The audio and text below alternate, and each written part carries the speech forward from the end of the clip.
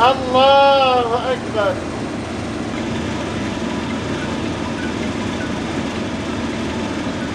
Allahu Ekber. Esselamu Aleyküm ve Rahmetullah. Esselamu Aleyküm ve Rahmetullah.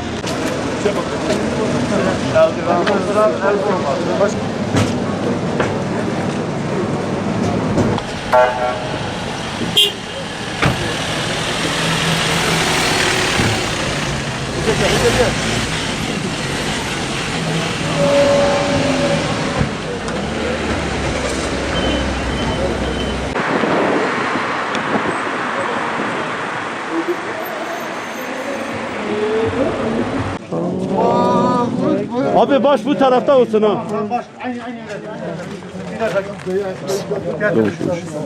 Yavaş.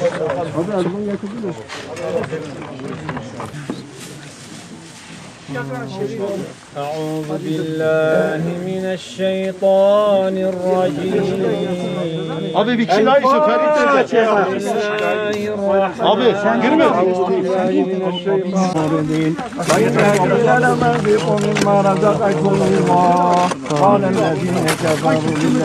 İsmail sen o tarafa doğru çık seni şey Bismillahirrahmanirrahim. Lem yelid ve lem yulad ve lem yekun lehu kufuven ahad.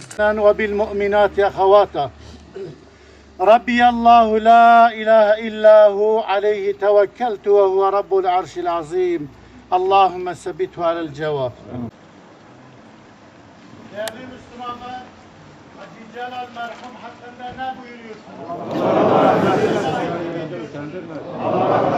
Hakkınızı helal edin. Hakkınızı helal edin.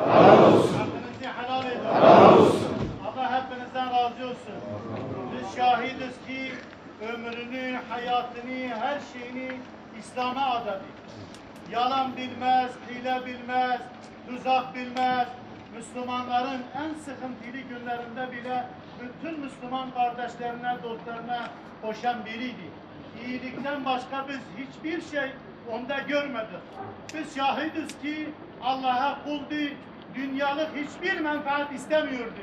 Mekanı cennet olsun, hakkınızı helal edin. Allah hepinizden razı olsun.